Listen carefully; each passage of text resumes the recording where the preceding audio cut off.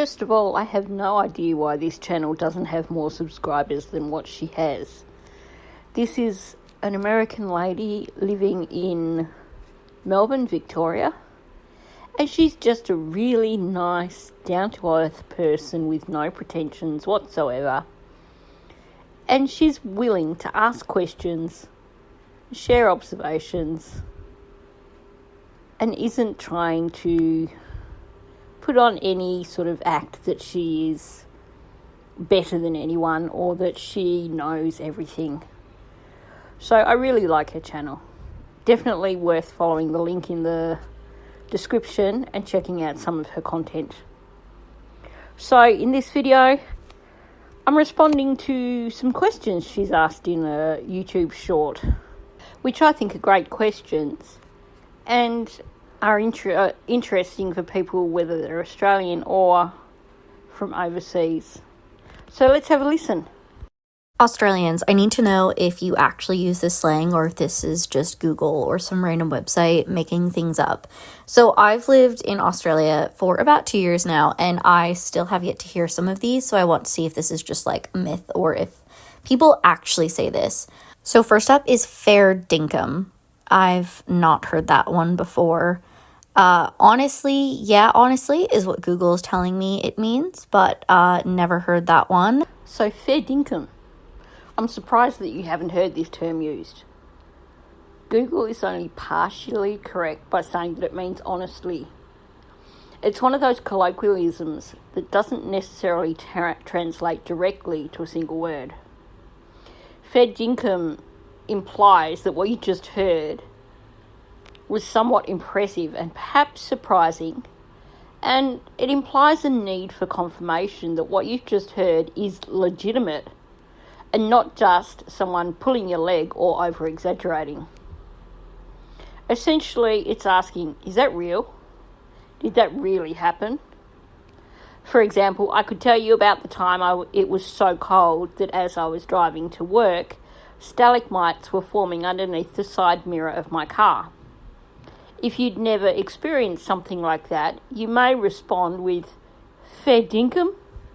You're basically asking me if I'm over-exaggerating for the purpose of the narrative. Since after all, that's one thing that Aussies do so well.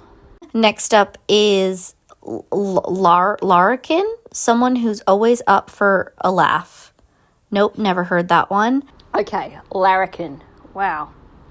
It's a classic. It describes the stereotypical Aussie. It's more subtle than being someone who acts like a clown. A larrikin is someone who doesn't take life too seriously. They'll crack jokes over ordinary things. They demonstrate the classic Aussie sense of humour. They might do things just to be funny. Their kind of humour and wit is light-hearted humour, without the intention of doing any malicious harm. When faced with some kind of adversity, they'll crack a joke or do something silly to lighten the mood. Originally, the term used to imply someone who was perhaps less cultured and somewhat uncouth, and there was a bit of negativity about it. These days, you often hear lovable larrikin together. It doesn't have the same negative connotations. A classic example of an Aussie larrikin would have to be Steve Irwin. He was a good-natured guy who was willing to make fun of himself and make light of serious situations. If you're familiar with Steve Irwin's personality, that right there is the classic Aussie larrikin. No wuckas. Nope, never heard anyone use that one instead of no worries. No wuckas. Yeah, perhaps people are just trying to be nice and cultured around you. No wuckas is a shortened version of no wucking furries. This is a classic Australian colloquialism.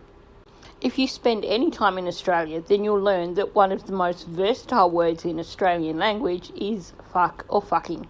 It has multiple meanings depending on what words you combine it with. One phrase is no fucking worries. This, of course, means that you're entirely unconcerned by whatever issue was being discussed or whatever happened. It's a kind of reassurance, like it's all good. Somehow the saying got switched to a less offensive sounding no wucking furries to avoid dropping the F-bomb, as Aussies so often do. It then, over time, got shortened to no wuckers. She'll be apples? What? She'll be apples is another classic Aussie colloquialism. It's similar in meaning to no wuckers. It's a reassurance that there are no hard feelings over something that may have been a problem of sorts and that it's not a concern in any way whatsoever. Or just saying she'll be apples is like, it's all good, don't worry about it, everything's going to be fine. It's likely derived from Cockney slang, which was apples and spice, meaning nice.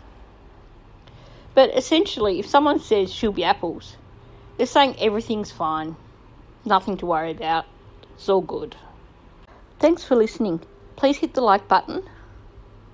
And if you're not already subscribed, please subscribe and leave a comment below. Do you agree with my definitions of these terms? Or do you have a different idea of how these terms do actually translate?